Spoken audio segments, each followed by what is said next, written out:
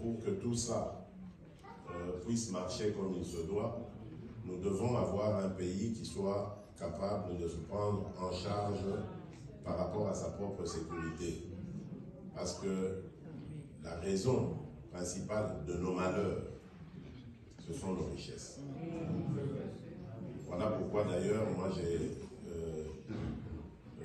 voulu, je m'appuie beaucoup sur ce slogan de la revanche du sol sur le sous-sol, parce que j'étais un petit peu effrité par ces malheurs que nous n'arrivons toujours pas à juguler, et je me suis dit, ben, si on va peut-être dans l'agriculture, qu'on développe l'agriculture, surtout qu'on a beaucoup d'atouts dans ce domaine, nous allons peut-être réussir à avoir les moyens de nous protéger par rapport à nos richesses minières. Et c'est ce que nous sommes en train de faire dans le domaine de l'agriculture, avec un programme de transformation. Donc non seulement nous allons développer l'agriculture, mais nous allons aussi développer l'industrie pour que nos produits ne soient pas directement évacués comme ça, mais puissent être transformés sur place, créer de la richesse aussi et de l'emploi, et puissent contribuer à la lutte que nous menons actuellement contre l'insécurité alimentaire. Parce qu'il y a beaucoup d'enfants, comme vous savez, qui meurent encore de malnutrition, beaucoup de nos populations qui sont en sous-alimentation, alors que nous avons près de 120 millions d'hectares de terres arables. Et nous vivons d'importation comme si chez nous c'était impossible de produire tout ce que nous importons. Et c'est ça, cette tendance que nous voulons inverser. Et que nous allons réussir à inverser. Parce que le programme est ambitieux et les engins sont commandés. Vous allez voir que ça va, quand ça va commencer à arriver, ça va être impressionnant.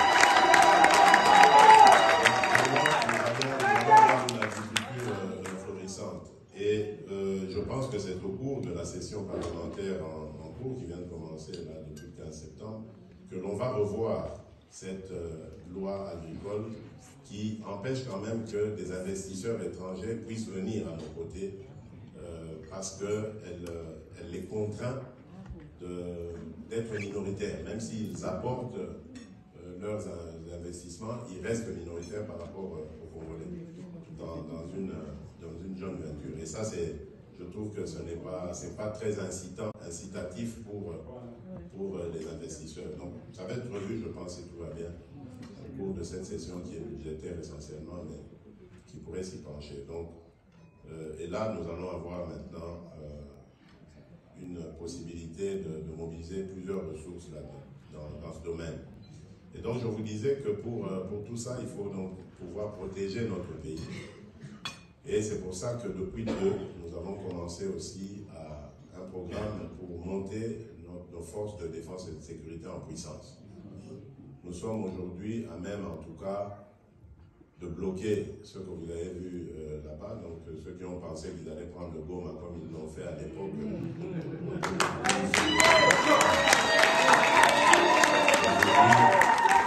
Aujourd'hui, sont en train de revoir leurs calculs. Et ils sont très au fait parce que vous savez, ils nous ont tellement infiltrés pendant toutes ces années qu'il y a de nos compatriotes qui jouent encore à ce jeu. Il y en a qui ont réussi à neutraliser, d'autres passent encore à travers les mailles du filet, mais plus pour longtemps.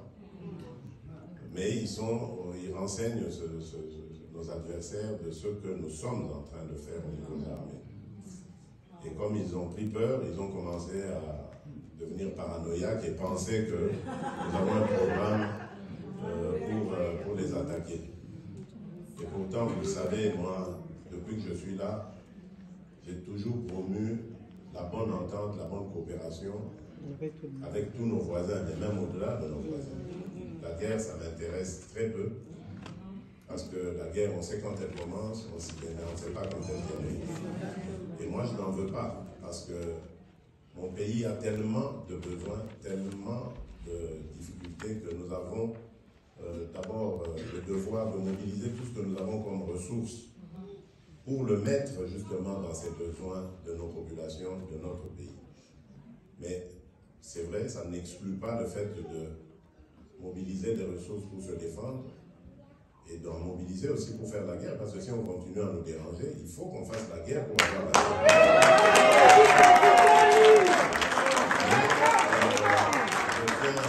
Je tiens à remercier vraiment, principalement, les États-Unis d'Amérique.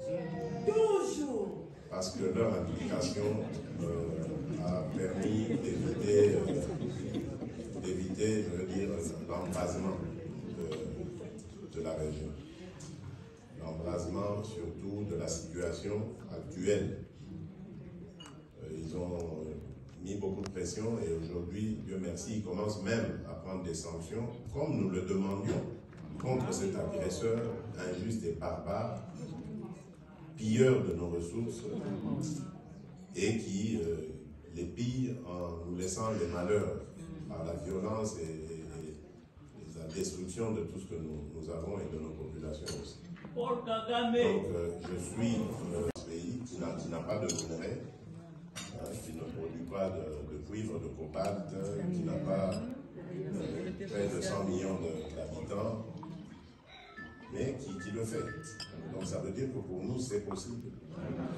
Il suffit simplement de commencer et d'y croire. Et c'est ce que nous avons fait.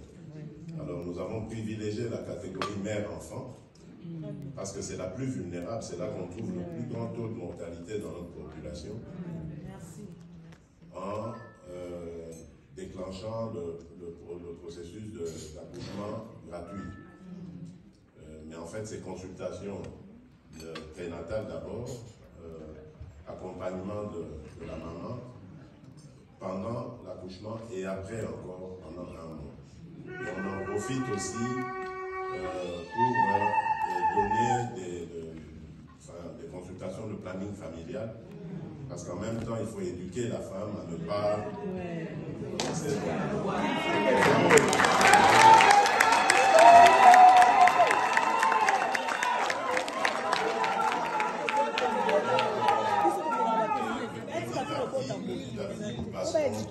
à d'autres provinces. Je crois que c'est d'ici un mois maintenant que nous allons élargir à 13 provinces et puis finalement d'ici la fin de l'année ou bien au début de l'année prochaine, il y aura tout.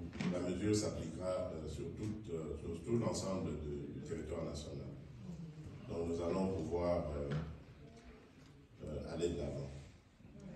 Et au-delà de ça, on verra dans d'autres pathologies, pour d'autres catégories aussi, comment nous allons généraliser cette mesure.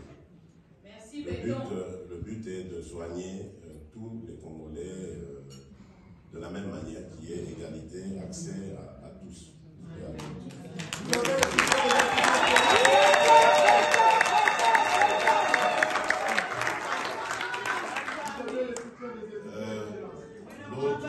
Il y a aussi une autre difficulté que nous avons trouvée en arrivant, c'est-à-dire cette situation qui consistait à voir toutes nos richesses minières prendre des destinations inconnues, enrichir ceux qui les exploitaient et nous laisser toujours dans notre situation de pauvreté.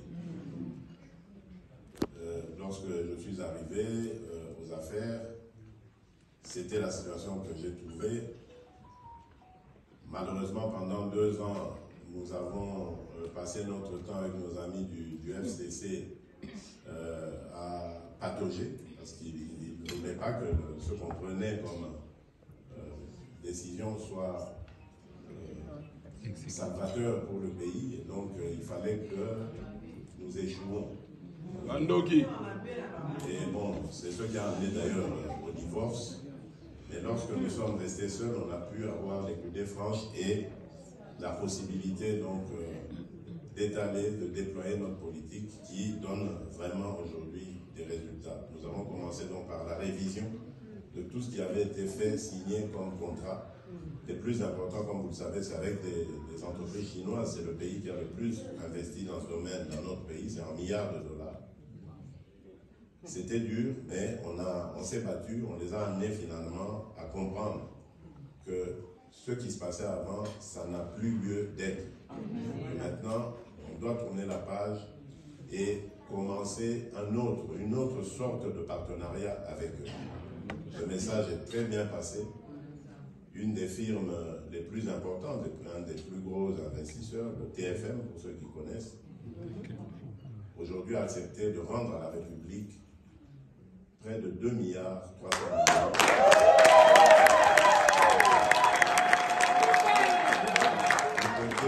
Du côté de Sipomine, l'autre branche, c'est la fameuse entreprise des contrats chinois, qui symbolise les contrats chinois. Les discussions vont bon train, on va très bientôt atterrir, et ce qui est déjà gagné, c'est qu'ils vont augmenter leurs investissements à 6 milliards de dollars.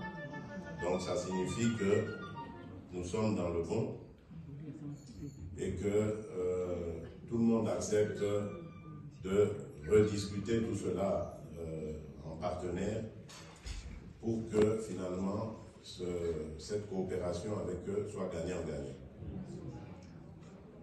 La bonne nouvelle aussi, c'est que nos amis américains montrent de plus en plus d'intérêt dans ce domaine déjà des mines et dans d'autres domaines aussi, donc de retour en République démocratique du Congo. Ça aura pour effet d'abord de multiplier nos partenaires, de diversifier ceux-ci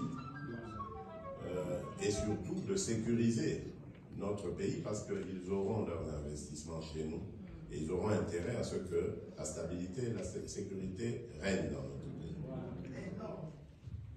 Donc nous sommes sur la bonne voie là-dessus et je crois que dans les mois qui viennent, nous aurons à en parler.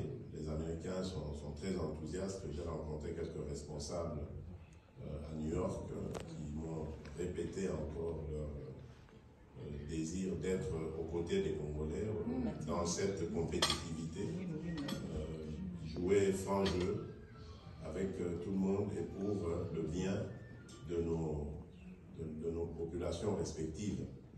Donc de ce côté-là, c'est le Congo qui en sortira gagnant parce que ma vision a toujours été celle de dire nous voulons des partenariats, mais des partenariats qui nous satisfassent tous, qui soient gagnants. On va le faire comme ça dans 145 territoires. Il y a un engouement formidable. J'ai été vraiment touché d'apprendre que dans d'autres de nos territoires, ils n'ont jamais vu ça. La première fois, quand vous regardez les centres de santé qu'il y avait là-bas et ce qu'on fait maintenant, c'est impressionnant. Ça demande à continuer, nous allons continuer et je vais commencer une première itinérance. Là, à mon retour déjà, la semaine prochaine, je vais commencer à aller voir là où ça a marché, là où ça traîne encore pour essayer de booster, comme j'avais fait pour la petite histoire il y a quelques mois pour la francophonie. Je me suis mis derrière tous ces